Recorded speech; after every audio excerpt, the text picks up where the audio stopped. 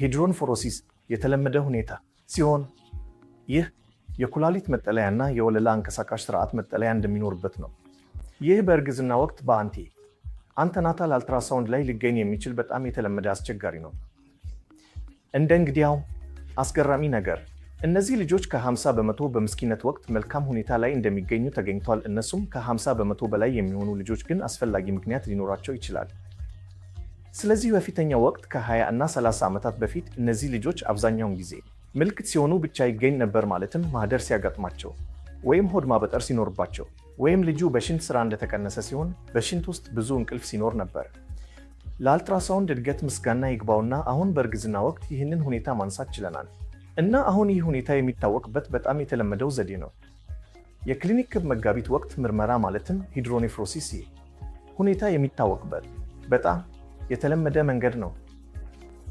ስለዚህ እነዚህ ልጆች ሁሉ ግን እንቅስቃሴ አያስፈልጋቸውም። ነገር ግን አንዴ ምርመራው ለእኛ የታወቀ ከሆነ በክሊኒክ ላይ እንዳይጎዳ በፊት መከላከል አለብን።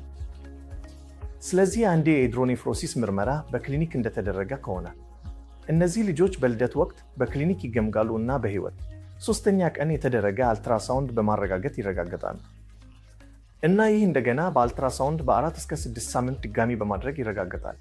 በተገኙ ውጤቶች ላይ በመመርመር የመከላከያ ዕድል በኒኩሌር ስካን በማድረግ ይረጋገጣል። ይህም 2 መረጃዎችን ይሰጠናል።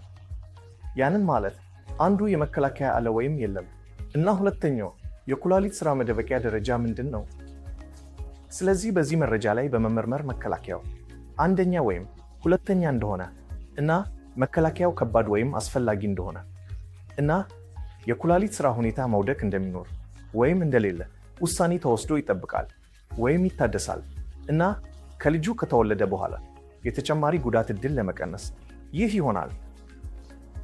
ስለዚህ ለሂድሮኔፍሮሲስ የሚደረገው ቀዶ ጥገና ፓይሎፕላስቲ ተብሎ ይጠራል። እዚህ የመከላከያ ክፍል ተወግዶ ከዚያ በሰፊ አናስቶሞሲስ ቀጥታ ይመለሳል። ይህ በክፍት ቀዶ ጥገና ሊደረግ ይችላል። በአሁኑ ዘመን ግን በትንሽ መዳረሻ ቀዶ ጥገና ይሰራል፣ በተለይም በላፓሮስኮፒ።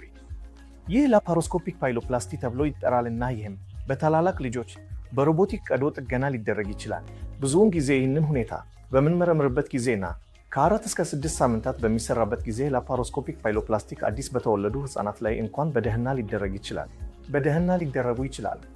የላፓሮስኮፒክ ፓይሎፕላስቲ ጥቅም እነዚህ ልጆች በጣም ትንሽ መቁረጫዎች እንደሚኖራቸው ነው። ስለዚህ ህመሙ ትንሽ ነው እናም ማገገም በጣም ፈጣን ነው። ስለዚህ ሂድሮኔፍሮሲስ በጣም የተለመደ ቀዶ ጥገና ሁኔታ ነው።